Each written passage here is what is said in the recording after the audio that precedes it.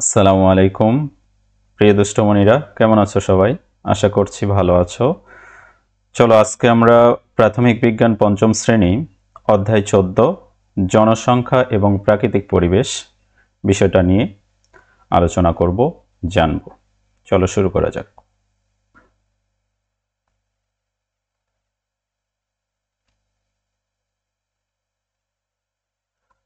দেখো, বিশ্বের জনসংখ্যা ক্রমাগত বাড়ছে। বাড়তি জনসংখ্যার জন্য খাদ্য, ভূমি এবং অন্যান্য প্রাকৃতিক সম্পদের প্রয়োজনও বাড়ছে। জনসংখ্যা বৃদ্ধির সমস্যাগুলো কি কি আমাদের প্রশ্ন করা হয়েছে। এই সমস্যাগুলোর কোনো সমাধান কি আমাদের কাছে আছে? এই সমস্যাগুলো আমরা কিভাবে সমাধান করতে পারি?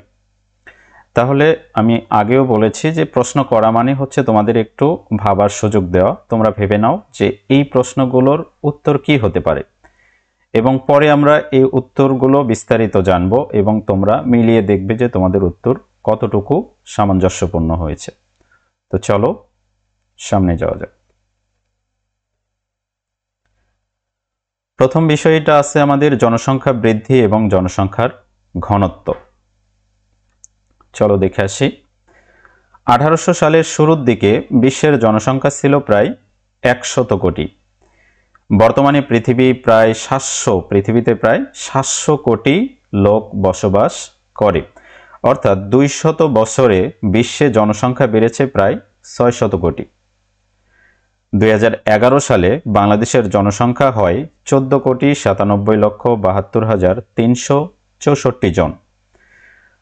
1970 সালে জনসংখ্যা ছিল প্রায় 7,60,00,000। 40 বছরে বাংলাদেশের জনসংখ্যা বেড়ে প্রায় দ্বিগুণ হয়েছে।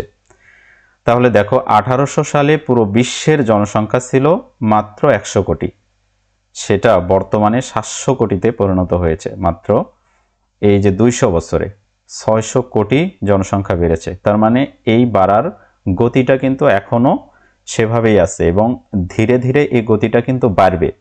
কারণ 10 জন লোক যদি 20 জন হয়, 20 জন থেকে কিন্তু আরও বেশি জন হবে। তার মানে দিন দিন এই পরিধিটা অনেক বেশি বেড়ে যাবে। তো চলো দেখা যাক যে 40 বছরে বাংলাদেশের জনসংখ্যায় প্রায় দ্বিগুণ হয়েছে। তো চলো বাকি বিষয়গুলো দেখি। জনসংখ্যা বৃদ্ধির ফলে দেখো কি হচ্ছে। এই যে আমাদের বইয়ে এই চিত্রটা দেওয়া আছে যে একটা যানবাহনের, দেখো কিরকম একটা অত্যাচার হচ্ছে যানবাহনের ওপর। তো বিষয়টা বুঝতে পারছো যে জনসংখ্যা বেশি হলে আমাদের পরিবহন, রাস্তাঘাট তো আমাদের আসলে জনসংখ্যা যেভাবে বাড়ে সেভাবে তো রাস্তাঘাট বাড়ে না, যার ফলে কি হয়, আমাদের এই ভোগান্তিগুলো পোহাতে হয় রাস্তায়। তাহলে জনসংখ্যার ঘনত্ব বিষয়টা জানবো আমরা। জনসংখ্যার ঘনত্ব আসলে কি? জনসংখ্যার ঘনত্ব হলো প্রতি একক জায়গায় বসবাসরত মোট লোক সংখ্যা। ঘনত্ব বুঝলেই মনে হয় যে ঘন ঘন লোকজন থাকবে, এরকম একটা বিষয় জনসংখ্যার ঘনত্ব। তো এটাই আসলে মূল বিষয়, যে মোট জনসংখ্যাকে ক্ষেত্রফল দ্বারা ভাগ করে খুব সহজেই জনসংখ্যার ঘনত্ব পাওয়া যায়। তাহলে কি করব, মোট যে জনসংখ্যাটা আছে তাকে আমরা ক্ষেত্রফল দ্বারা ভাগ করব। যে এলাকার বা যে জায়গার বা যে দেশের আমরা জনসংখ্যার ঘনত্ব নির্ণয় করব, সেখানে শুধু মোট জনসংখ্যাকে মোট ক্ষেত্রফল দ্বারা ভাগ করব।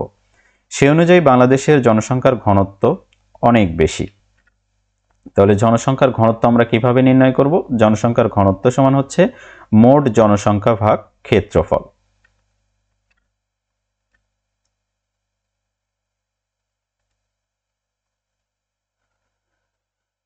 দেখো আমাদের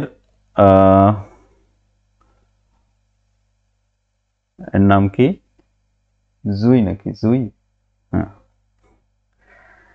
দেখো আমাদের জুই এ কি করেছে, আমাদেরকে বলে দিয়েছে যে জনসংখ্যার ঘনত্ব সমান হচ্ছে মোট জনসংখ্যা ভাগ ক্ষেত্রফল, যেটা আমরা আগেও জেনেছি।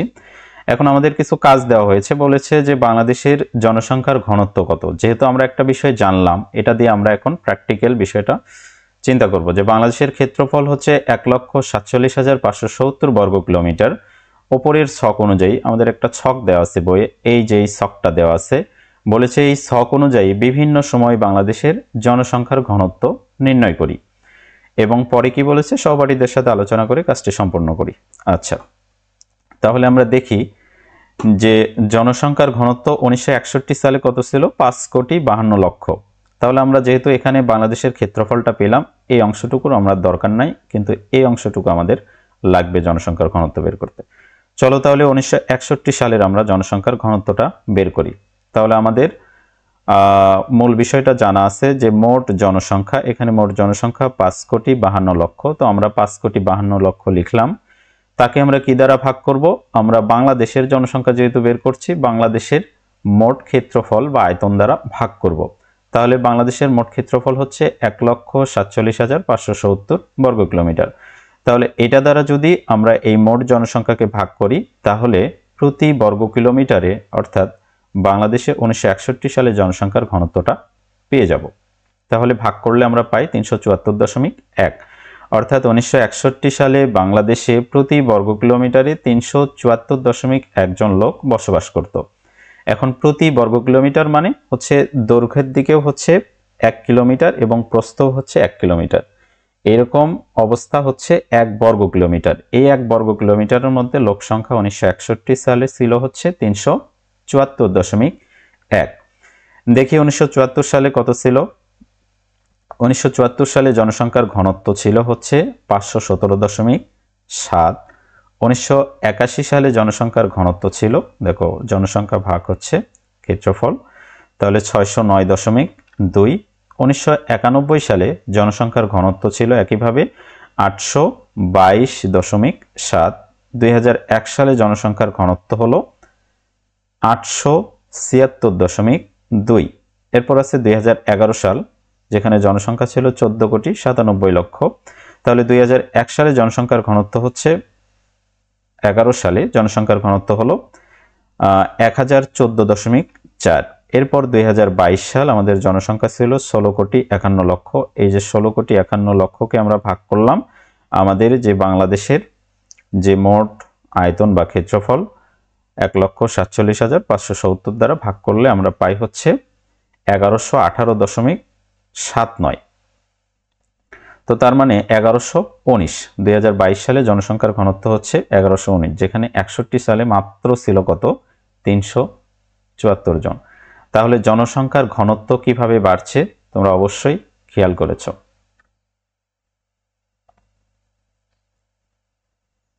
তাহলে জনসংখ্যা যে বাড়ছে, এই জনসংখ্যা বৃদ্ধি, যে জনসংখ্যা যে বাড়লো, এই জনসংখ্যার প্রত্যেকটা মানুষের তো আলাদা আলাদা চাহিদা আছে। তাদের যে আমাদের মৌলিক চাহিদাগুলো আছে সেগুলো তো অবশ্যই প্রত্যেকটা মানুষের জন্যই দরকার।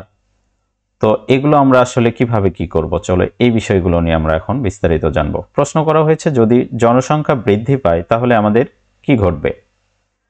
তাহলে কি ঘটবে? আমাদের অন্ন, বস্ত্র, বাসস্থান, শিক্ষা, চিকিৎসা প্রত্যেকটা বিষয়ে আমাদের অনেক বেশি চাহিদা বা যোগানের দরকার হবে। তাহলে আমাদের একটা কাজ দেওয়া হয়েছে, বলেছে যে বাড়তি জনসংখ্যার জন্য আমাদের আরো কি প্রয়োজন, এরকম খাতায় একটা ছক আঁকতে বলা হয়েছে এবং এখানে তোমার যেগুলো ধারণা হয় তুমি সেগুলো লিখবে।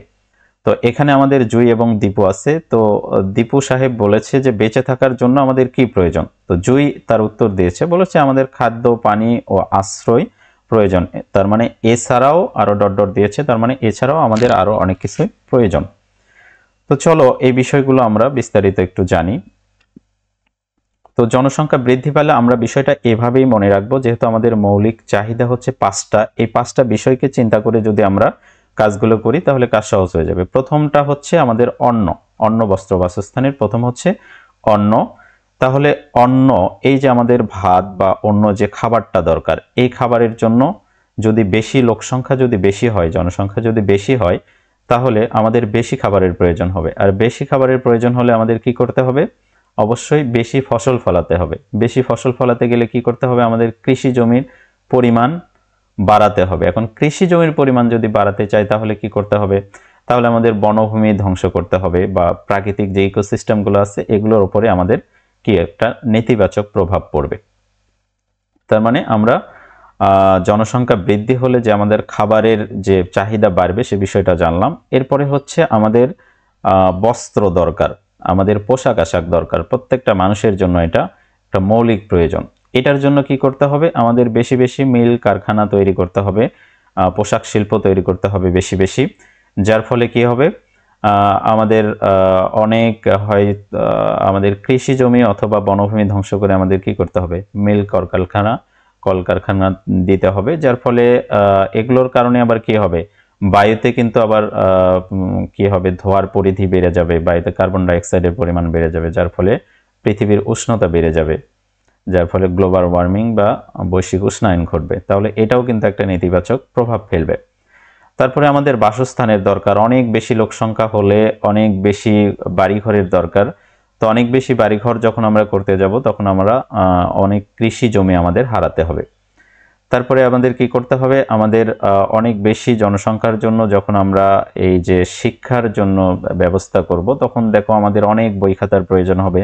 বই খাতা কোথা থেকে আসে, আমরা জানি যে গাছ থেকে আসে। তার মানে কি, আমাদের অনেক বনভূমি ধ্বংস করতে হবে, এটাও একটা নেতিবাচক প্রভাব পড়বে। তারপরে চিকিৎসার জন্য অনেক বেশি চিকিৎসা সরঞ্জাম এবং চিকিৎসকের দরকার হবে, যেটা আমাদের জন্য কঠিন হয়ে যাবে। তো জনসংখ্যা বৃদ্ধির ফলে এই বিষয়গুলো ঘটবে। এরপরে আমরা এটা চিন্তা করলাম, তো আমরা এখন আমাদের বইয়ে যা আছে সেগুলো দেখি। জনসংখ্যা যত বৃদ্ধি পাবে মানুষের চাহিদাও তত বাড়বে। এতে প্রাকৃতিক সম্পদের উপর চাপ বাড়বে। বাড়তি চাহিদা আমাদের জীবনে বিভিন্ন সমস্যা সৃষ্টি করবে। জনসংখ্যা বৃদ্ধির ফলে খাদ্য, বস্ত্র, বাসস্থান এবং ভূমি ইত্যাদির ঘাটতি দেখা দেবে। মানুষ সহজেই বিভিন্ন রোগে আক্রান্ত হবে, কারণ জনসংখ্যার ঘনত্ব বেশি হলে জীবাণু দ্রুত ছড়ায়। চিকিৎসা এবং শিক্ষার সুযোগ কমে যেতে পারে। ব্যবহারের জন্য প্রাকৃতিক সম্পদের পরিমাণ কমে যেতে পারে। তো আমরা আগেই দেখলাম যে যখন অনেক বেশি জনসংখ্যা হবে তখন প্রাকৃতিক সম্পদের পরিমাণটা আমাদের ধীরে ধীরে কমতে শুরু করবে। আবার দেখো, এই যে যত বেশি জনসংখ্যা হবে জীবাণুর সংক্রমণটা তত বেশি হবে। আমাদের বইয়ে এরকম একটা চিত্র দেওয়া আছে যে ডায়রিয়াতে দেখো অনেক লোক একসাথে আক্রান্ত হয়েছে। একজন ব্যক্তি ডায়রিয়াতে আক্রান্ত হলে তার খাবার বা তার খাবারের যে প্লেট বাটি যদি অন্যজন ব্যবহার করে বা খায়, তাহলে তারও কি হবে, সেই জীবাণুটা সংক্রমণ হবে। তো এইভাবে যদি আমাদের লোক সংখ্যা বেশি হয়, তার মানে কি আমাদের এই জীবাণুগুলো দ্রুত ছড়াবে একজন থেকে আরেকজনে। চলো বাকি বিষয় দেখি। এখন পরিবেশের ওপর জনসংখ্যা বৃদ্ধির প্রভাবটা কি, আমরা এর আগেই কিছু দেখেছি, এখন বিস্তারিত দেখি। পরিবেশের উপর জনসংখ্যা বৃদ্ধির ব্যাপক প্রভাব রয়েছে। বাড়তি শস্য উৎপাদন এবং পশুপালনের জন্য মানুষ বন উজাড় করছে। বাড়িঘর, রাস্তাঘাট এবং কলকারখানা তৈরিতেও অধিক জমি ব্যবহার করছে। বনভূমি ধ্বংসের ফলে বাস্তুসংস্থানের পরিবর্তন হয়, জীবের আবাসস্থল ধ্বংস হয় এবং জীব ধীরে ধীরে বিলুপ্ত হয়। এছাড়া বনভূমি ধ্বংসের ফলে ভূমিক্ষয় এবং ভূমিধস হয়। তো বিষয়গুলো আমরা চিত্রের মাধ্যমে দেখব। এখানে যে বিষয়গুলোর কথা বলা হয়েছে, বাস্তুসংস্থানের কথা বলা হয়েছে। তো বাস্তুসংস্থানটা আসলে কি? দেখো, বাস্তুসংস্থানটা হলো দুইটা পরিবেশে বাস্তুসংস্থান হয়। একটা হচ্ছে এই যে জলজ পরিবেশে, অর্থাৎ হচ্ছে পানিতে, আর একটা হচ্ছে স্থলজ পরিবেশে, অর্থাৎ আমাদের মাটিতে, ভূমিতে। তো পানিতে আসলে ছোট্ট যে জীবগুলো আছে, এই জীবগুলোর সাথে আসলে এটা সজীব এবং অজীব দুইটা উপাদানই এখানে জড়িত। যেমন হচ্ছে যেগুলোর জীবন আছে এগুলো তো আমরা সজীব বলি, আর যেগুলো হচ্ছে জীবন নাই, যেমন হচ্ছে মাটি, পানি, বায়ু, এগুলোর জীবন নাই। তো এগুলোর সাথে, জীবের সাথে এগুলো জড় বস্তুর যে সম্পর্ক করে একজন আরেকজনের উপর নির্ভরশীল হয়ে একসাথে অবস্থান বা সহ অবস্থানের করার নামটাই হচ্ছে বাস্তুসংস্থান। অর্থাৎ একজন বাস্তুসংস্থানে একজন আরেকজনের উপর নির্ভরশীল হবে। যেমন যদি আমরা এই যে পানির পরিবেশের কথা চিন্তা করি, ছোট ছোট যে শ্যাওলা টাইপের যে ইয়েগুলো আছে, ফাইটোপ্লাঙ্কটন বা ছোট ছোট যে ইয়েগুলো আছে, শ্যাওলা আছে, এগুলোকে ছোট ছোট ক্ষুদ্র ক্ষুদ্র প্রাণীগুলো এগুলোকে খেয়ে বেঁচে থাকে। এদেরকে আবার ছোট ছোট মাছ খায়, ছোট মাছগুলোকে আবার বড় মাছ খায়। এইভাবে কি এই সিস্টেমটা, ইকোসিস্টেমটা, বাস্তু সংস্থানটা এভাবেই গড়ে ওঠে। আমরা ভূমির ক্ষেত্রে দেখি যে ছোট ছোট যে গাছগুলো আছে সেগুলো থেকে ছোট ছোট প্রাণীগুলো এই গাছগুলো লতাপাতা খেয়ে বেঁচে থাকে, সেগুলোকে আবার বড় বড় প্রাণীগুলো সেই ছোট প্রাণীগুলোকে খেয়ে বেঁচে থাকে। এভাবে হচ্ছে আমাদের ভূমির ইকোসিস্টেমগুলো হয়। আবার দেখো এই যে যদি আমরা বনভূমি ধ্বংস করি, গাছপালা ধ্বংস করি, সেখানে আবার এই যে ছোট ছোট প্রাণীগুলো বাস করে, তাদের আবাসস্থলগুলো কি হয়ে যাবে, নষ্ট হয়ে যাবে, যার ফলে এই প্রাণীগুলো হুমকির মুখে পড়বে, বিলুপ্ত হয়ে যাবে। এটাই মোটামুটি হচ্ছে একটা বাস্তু সংস্থান। এছাড়া আরো বিষয় বলা আছে এখানে, এগুলো আমরা একটু চিত্রের মাধ্যমে দেখি। এখানে আসলে ভূমি ক্ষয় এবং ভূমি ধসের কথা বলা হয়েছে। ভূমি ক্ষয়টা বিভিন্নভাবে হতে পারে, সেটা হচ্ছে যে বৃষ্টির কারণে পানির একটা ফ্লো থাকে, একটা স্রোতের মতো অবস্থা হয়, এটাতে আমাদের মাটি ধুয়ে নিয়ে যায়, এর ফলে কি হয়, ভূমিটা ক্ষয় হয়, বায়ুর মাধ্যমেও সেটা উড়ে গিয়ে হতে পারে। আর ভূমিধস হচ্ছে বড় বড় উঁচু পাহাড়গুলো আসলে মাটি বৃষ্টির কারণে বা অন্য কোনো কারণে যদি আমরা গাছপালা কেটে ফেলি তাহলে কি হয়, মাটির যে বন্ধনটা এটা কমে যায়। গাছপালার শিকড়গুলো মাটিগুলোকে আসলে ধরে রাখে, অনেক বেশি জমাটবদ্ধ করে রাখে। কিন্তু যদি গাছপালা কেটে ফেলি তাহলে কি হয়, মাটিগুলো দুর্বল হয়ে যায়, এর ভিতরে বন্ধনটা দুর্বল হয়ে যায়, এর ফলে ভূমিধস হয়। আবার কি হতে পারে, অতিরিক্ত বৃষ্টিপাতের কারণে যদি মাটিগুলো নরম হয়ে যায়, সেক্ষেত্রেও কিন্তু ভূমিধস হতে পারে। ভূমিধস হলে কি হয়, ভূমিধস হলে দেখো আমাদের যে পাহাড়ে যে বাড়িঘরগুলো আছে সেগুলো ভেঙে পড়ে যায়, এগুলো পড়ে আবার নিচে যে আমাদের বাড়িঘর আছে সেগুলোর উপরে পড়ে যায়, আমাদের গাছপালাগুলো ভেঙে যায়, যার ফলে কি হয়, এই গাছপালাতে বসবাসরত যে পাখিগুলো আছে এদের আবাসস্থলটা নষ্ট হয়ে যায়, যার ফলে আমাদের বাস্তু সংস্থানে একটা নেগেটিভ প্রভাব পড়ে, একটা নেতিবাচক প্রভাব পড়ে। এই যে আমরা গাছ কাটি, গাছ কাটার ফলেও আমাদের এই যে প্রাণী, ছোট ছোট প্রাণীগুলো আছে, পশু পাখির, আমাদের পশুর জন্য আমাদের খাদ্য কমে যায়, পাখির জন্য বাসস্থান কমে যায়, যেটার কারণে আমাদের বাস্তু সংস্থানে এটারও একটা নেগেটিভ প্রভাব পড়ে। তো আমাদের এখানে বাস্তু সংস্থানের পরিবর্তনের একটা চিত্র দেওয়া হয়েছে, দেখো পূর্বে কেমন ছিল আর বর্তমানে কেমন হয়ে গেছে কোনো একটা জায়গার। এটা দেখো পূর্বে এই যে পানিটা কত সুন্দর ফ্রেশ পানি ছিল, একটা সুন্দর সবুজ একটা পরিবেশ ছিল, বনভূমি ছিল, কত সুন্দর ফসলের ক্ষেত, আমরা সবুজ ক্ষেত দেখতে পাচ্ছি। কিন্তু দেখো বর্তমানে কি হয়েছে, এই যে বাড়তি জনসংখ্যার কারণে, এই যে অনেক বেশি জনসংখ্যার জন্য অনেক বেশি কি হয়েছে, বাসস্থানের প্রয়োজন হয়েছে, যার ফলে আমরা ঘর বাড়ি বেশি বেশি করেছি, এর ফলে আমাদের এই যে আবাদি জমিগুলো নষ্ট হয়েছে, আমরা বনভূমি ধ্বংস করেছি, এর ফলে এই যে এত বেশি লোকজনের আমরা এই যে ময়লা আবর্জনাগুলো আমরা নদীতে ফেলার কারণে দেখো নদীর পানিটাও কি হয়ে গেছে, আগের চেয়ে খোলা হয়ে গেছে। তো এই যে এইভাবে আসলে একটা পরিবেশের বাস্তু সংস্থানের পরিবর্তন হয়ে যায়। তো চলো আমরা বাস্তু সংস্থান নিয়ে অনেক কথা বলেছি, এবার বাকি বিষয়গুলো দেখি। কৃষিক্ষেত্রে আসলে কি ঘটে দেখি, যে কৃষিক্ষেত্রে উদ্ভিদের ভালো বৃদ্ধি এবং অধিক খাদ্য উৎপাদনের জন্য রাসায়নিক সার ও কীটনাশক ব্যবহৃত হয়। রাসায়নিক সার ও কীটনাশকের অতিরিক্ত ব্যবহারের ফলে মাটি এবং পানি দূষিত হচ্ছে। তো দেখো এখানে কি হয়, আমরা যেহেতু জনসংখ্যা অধিক হারে বৃদ্ধি পাচ্ছে, এই বাড়তি জনসংখ্যার জন্য আমাদের বাড়তি ফসলের দরকার। এই বাড়তি ফসল উৎপাদন করার জন্য আমরা অধিক হারে কি করছি, এই যে সার, তারপর অধিক হারে কীটনাশক ব্যবহার করছি, অধিক হারে সার ব্যবহার করে আমরা বেশি ফলন চাচ্ছি, আবার এই যে কীটনাশক ব্যবহার করে পোকামাকড় দমন করছি। এর ফলে কি হচ্ছে, এই অতিরিক্ত ব্যবহারের ফলে এগুলো কি করছে, আমাদের মাটি এবং পানি দূষিত করছে, যেটা আমাদের পরিবেশের জন্য খুব খারাপ। এবার দেখো জীবাশ্ম জ্বালানির কথা বলা হয়েছে, যে জীবাশ্ম জ্বালানি পুড়িয়ে বিদ্যুৎ উৎপাদন এবং কলকারখানার পণ্য তৈরি হয়। মানুষ যাতায়াতের জন্য যানবাহনে জীবাশ্ম জ্বালানি ব্যবহার করে। কলকারখানা এবং যানবাহন থেকে নির্গত ক্ষতিকর গ্যাস বায়ু দূষিত করছে, ফলে পৃথিবীর উষ্ণতা বৃদ্ধি পাচ্ছে এবং এসিড বৃষ্টি হচ্ছে। তাহলে কি কি ঘটনা ঘটছে, এই যে জীবাশ্ম জ্বালানি পুড়িয়ে আমরা কি করছি, বিদ্যুৎ উৎপাদন করছি।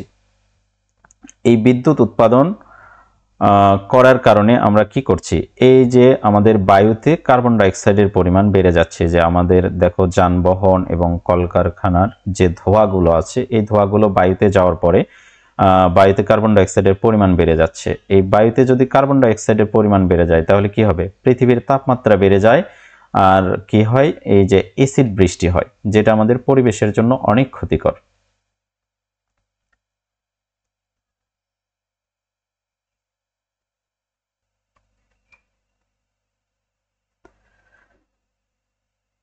দেখো আলোচনায় বলা হয়েছে যে জনসংখ্যা বৃদ্ধি পরিবেশের ওপর কি প্রভাব ফেলছে।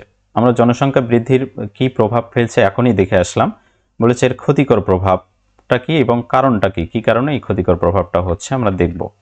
এখনই দেখে আসলাম যে আমরা যদি বেশি গাছপালা কাটি তাহলে কি হবে, একদিকে ভূমি ক্ষয় পাহাড় ধস হবে, অপরদিকে কি হবে আমাদের যে এখানে এই গাছে বসবাসরত যে পাখি আছে এগুলো কি হবে, আবাসস্থল হারাবে, যার ফলে বাস্তুসংস্থানের উপর একটা প্রভাব পড়বে। তারপরে আমরা কি করছি, এই যে বাড়তি জনসংখ্যার আসলে খাদ্য চাহিদা পূরণের জন্য আমরা এই যে জমিতে আমরা কি করছি, সার এবং অতিরিক্ত কীটনাশক ব্যবহার করছি, যার ফলে আমাদের মাটি এবং পানি দূষণ হচ্ছে। এরপরে আমরা কি করছি, যে কলকারখানা তারপরে হচ্ছে যানবাহন অধিক হারে ব্যবহার করছি, যার ফলে বায়ুতে কার্বন ডাইঅক্সাইডের পরিমাণ বেড়ে যাচ্ছে, বায়ু দূষণ হচ্ছে এবং এসিড বৃষ্টির মতো ক্ষতিকর, আমাদের পরিবেশের জন্য ক্ষতিকর এই বিষয়গুলো ঘটছে। এরপরে আলোচনা করা হয়েছে যে জনসংখ্যা সমস্যা সমাধানে বিজ্ঞান ও প্রযুক্তির ভূমিকাটা কি। আচ্ছা, আমরা ভূমিকা দেখব। আসলে আমরা বিজ্ঞান বই পড়ছি, তো বিজ্ঞানের ভূমিকা অবশ্যই থাকবে জনসংখ্যা সমস্যা সমাধানে। তো চলো দেখি জনসংখ্যা সমস্যা সমাধানে বিজ্ঞান ও প্রযুক্তির অবদানটা আসলে কি। দেখো, এই বাড়তি মানুষের চাহিদা পূরণে বিজ্ঞান ও প্রযুক্তি অধিক খাদ্য উৎপাদনে সাহায্য করছে। মানুষ বিভিন্ন ধরনের কৃষি যন্ত্রপাতি ব্যবহারের মাধ্যমে কম সময়ে বেশি খাদ্য উৎপাদনে সক্ষম হয়েছে। বর্তমানে জৈব প্রযুক্তি ব্যবহার করে অধিক পুষ্টিসম্পন্ন, রোগ প্রতিরোধী এবং অধিক উৎপাদনশীল ফসল উদ্ভাবন করা হচ্ছে।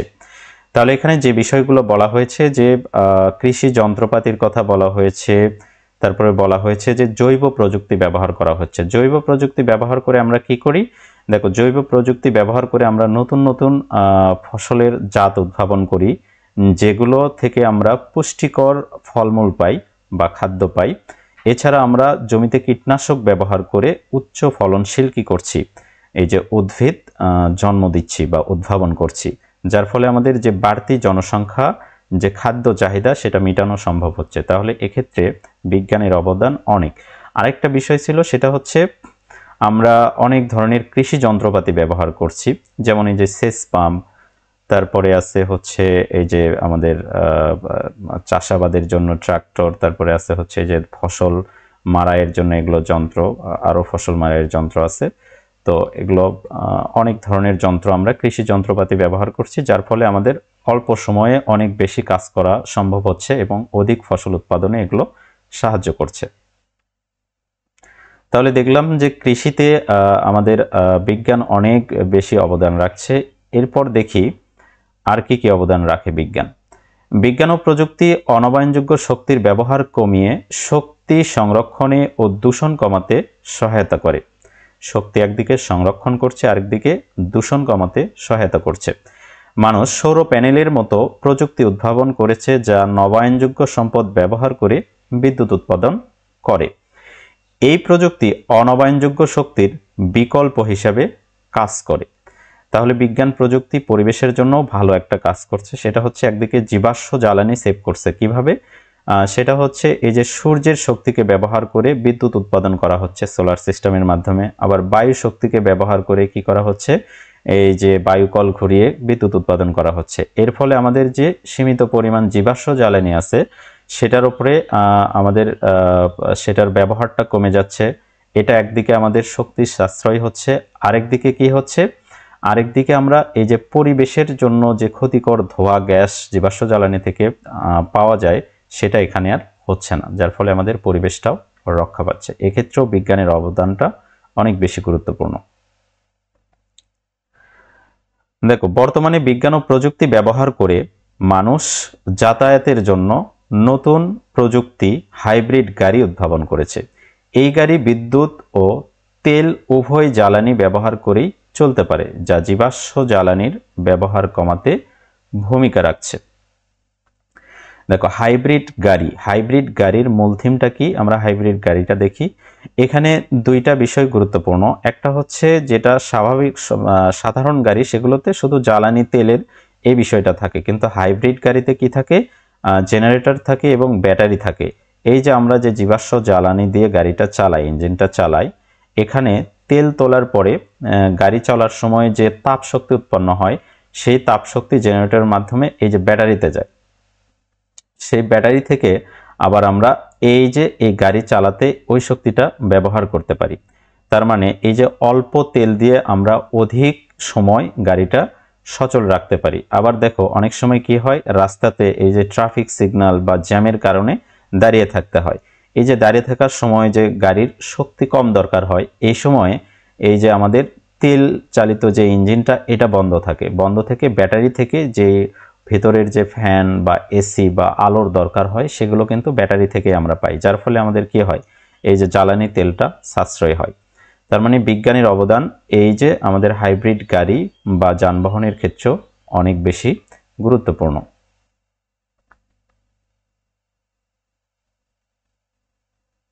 তাহলে বিজ্ঞান শেখার প্রয়োজনীয়তা আসলে আমরা এখনই দেখলাম যে কেন আমরা বিজ্ঞান শিখব। তারপরও আমরা দেখি আরো কি বিষয় আছে, যে জনসংখ্যা বৃদ্ধি সংক্রান্ত বিভিন্ন সমস্যা সমাধানে বিজ্ঞান ও প্রযুক্তি গুরুত্বপূর্ণ ভূমিকা পালন করছে।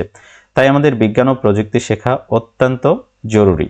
বিজ্ঞান শেখা আমাদের আচরণ পরিবর্তনে এবং বিজ্ঞানের জ্ঞান ও দক্ষতা অর্জনের মাধ্যমে জনসংখ্যা বৃদ্ধিজনিত সমস্যা সমাধানে সহায়তা করে।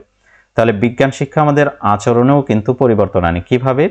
ধরো যে বিজ্ঞান জানে, সে জানে যে হাতে অনেক জীবাণু থাকে, এগুলো যদি পেটে যায় তাহলে আমি অসুস্থ হয়ে যাব। তার মানে সে কি করবে? সে নিয়মিত হাত পরিষ্কার করবে, জীবাণুমুক্ত করবে। আচ্ছা, যে জানে যে পুষ্টিকর খাবার আমাদের শরীরের জন্য অনেক বেশি দরকারি এবং আমাদের সুস্থ থাকার জন্য জরুরি, সে কি করবে? সে পুষ্টিকর খাবারগুলো বেশি খাবে। জাঙ্ক ফুড টাইপের যে খাবারগুলো আছে এগুলো অ্যাভয়েড করে চলবে। সে আরও কি করবে? সে জানে যে গাছপালা থেকে আমরা অক্সিজেন পাই, গাছপালা কেটে ফেললে আমাদের বাস্তুসংস্থানের বড় একটা পরিবর্তন ঘটে, যার ফলে সে কি করবে? বেশি বেশি গাছ লাগাবে এবং পরিবেশকে রক্ষা করবে। সে পরিবেশ দূষণ সম্পর্কে জানে। সে কি করবে? অল্প দূরত্বের জায়গাগুলোতে কি করবে? গাড়ি ব্যবহার করবে না, জীবাশ্ম জ্বালানি ব্যবহার করবে না, সে পায়ে হেঁটে বা সাইকেল ব্যবহার করবে। এই যে এইভাবে বিজ্ঞান শেখার কারণে তার কি হবে? তার আচরণে কিন্তু পরিবর্তন ঘটবে। শুধু তাই নয়, বিজ্ঞান ও প্রযুক্তি দক্ষ মানব সম্পদ তৈরিতেও গুরুত্বপূর্ণ ভূমিকা পালন করে। দেখো এই যে আমাদের একজন বিজ্ঞানী, ক্ষুদে বিজ্ঞানী কি করছে? দূরবীক্ষণ যন্ত্র দ্বারা অনেক দূরের জিনিস দেখছে। দেখো এই যে অনেক সুন্দর করে দেখছে। বিজ্ঞান আসলে অনেক মজার জিনিস, অনেক ভালো জিনিস। তাহলে আমাদেরকে আবার আলোচনা করতে বলা হয়েছে যে জনসংখ্যা সমস্যার সমাধানে বিজ্ঞান ও প্রযুক্তি কিভাবে অবদান রাখছে। আমরা এখনই দেখে আসলাম বিষয়গুলো। এই বিষয়গুলো আমরা এখন একটু চিত্রের মাধ্যমে দেখব কি কি অবদান রাখছে। চলো দেখি। দেখো প্রথমে কি করছে? জৈব প্রযুক্তি ব্যবহার করে নতুন নতুন জাত উদ্ভাবন করা হচ্ছে, যেগুলো পুষ্টি সমৃদ্ধ এবং অধিক ফলনশীল, যেটা অধিক জনসংখ্যা কে টিকিয়ে রাখার জন্য এটা অনেক বেশি গুরুত্বপূর্ণ। এটা একটা বিজ্ঞান প্রযুক্তির অবদান।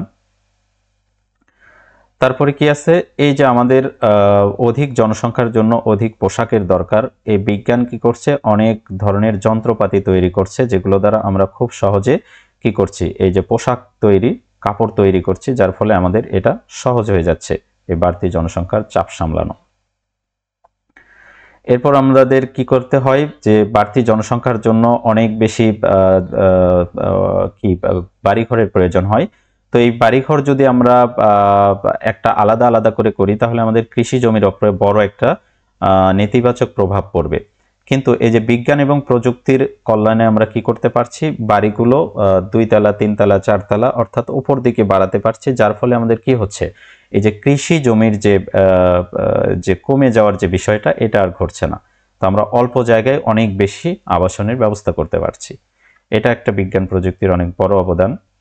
এছাড়া আর কি আছে? শিক্ষাতে আমাদের কি করছে? শিক্ষাতে দেখো আমাদের শিক্ষাটা ভালোভাবে শেখার জন্য এই যে বই ছাপানোর কাজে আমরা বিজ্ঞান প্রযুক্তি ব্যবহার করছি। বিজ্ঞান প্রযুক্তি ব্যবহার করে বিভিন্ন এক্সপেরিমেন্ট করে আমরা বিষয়গুলো আরো সুন্দর করে জানতে পারছি। এই যে বিজ্ঞানের এই যে অণুবীক্ষণ যন্ত্র, তারপরে হচ্ছে দূরবীক্ষণ যন্ত্র, এগুলো দিয়ে কি করছি? আমাদের জানার বিষয়গুলো আরো সঠিকভাবে জানতে পারছি, বিষয়গুলো অনেক সুন্দর করে দেখতে এবং জানতে পারছি।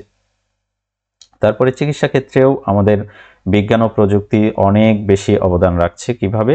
দেখো এই বাড়তি জনসংখ্যার জন্য আমাদের এই যে যন্ত্রগুলো তৈরি করা হয়েছে চিকিৎসার ক্ষেত্রে, এটা হচ্ছে আমাদের ছোট ছোট আমাদের শরীরের যে রোগ জীবাণু আছে সেগুলো পরীক্ষা করার জন্য, আমাদের ব্লাড, ইউরিন এগুলো পরীক্ষা করে আমাদের শরীরের রোগ জীবাণু ধরার জন্য, অথবা আমাদের শরীরের ভিতর অন্য কোনো রোগের উপস্থিতি আছে কিনা তাই যে যন্ত্রের মাধ্যমে পরীক্ষা করার জন্য, এগুলো বিভিন্ন যন্ত্রপাতি বিজ্ঞান প্রযুক্তির কল্যাণে আমরা পেয়েছি, যার ফলে এটা বাড়তি জনসংখ্যার চিকিৎসার চাপ সামলানোর জন্য অনেকাংশে সাহায্য করছে। তো আমরা দেখলাম বিজ্ঞান এবং প্রযুক্তি আমাদের বাড়তি জনসংখ্যার চাপ সামলানোর জন্য কিভাবে সহায়তা করছে। চলো বাকি বিষয়গুলো জানি। তো আমাদের অধ্যায়টা একদম শেষ হয়ে গেছে। তো অধ্যায়টা তোমরা আমার মনে হয় এনজয় করেছো। তো তোমাদের জন্য দুইটা কুইজ থাকবে। এক নাম্বার হচ্ছে জনসংখ্যা বেশি হলে কোন সমস্যা হতে পারে। এই নাম্বারে দেওয়া আছে বেশি গাছ জন্মায়, বেশি খাবার পাওয়া যায়, সম্পদের উপর চাপ বাড়ে, নদী বড় হয়। তোমরা গেস করো কোনটা হবে। 2 নাম্বার বলা হয়েছে বনভূমি কমে গেলে কি ক্ষতি হয়। এ নাম্বারে বলা হয়েছে বৃষ্টি বেশি হয়, বিতে বলা হয়েছে প্রাণীদের বাসস্থান নষ্ট হয়, সিতে বলা হয়েছে নদী শুকিয়ে যায় না, আর ডিতে বলা হয়েছে গাড়ি বেশি চলে। তো আমার মনে হয় তোমরা এগুলো পারবে। তো চলো তোমরা যেটা চিন্তা করেছো সেটার সাথে মেলে কিনা দেখো। প্রথমটা হচ্ছে সম্পদের ওপর চাপ বাড়ে জনসংখ্যা বেশি হলে, আর 2 নাম্বারটা হচ্ছে বনভূমি কমে গেলে প্রাণীদের বাসস্থান নষ্ট হয়। তো আমার মনে হয় আজকের ক্লাসটা তোমাদের ভালো লেগেছে। যদি ভালো লাগে তাহলে আমাদের এই যে EduView BD চ্যানেলটা সাবস্ক্রাইব করে পাশে থাকবে, এবং নতুন নতুন ভিডিও সবার আগে পাওয়ার জন্য অবশ্যই সাবস্ক্রাইব করে রাখবে। তো ধন্যবাদ সকলকে এতক্ষণ সাথে থাকার জন্য। আল্লাহ হাফেজ।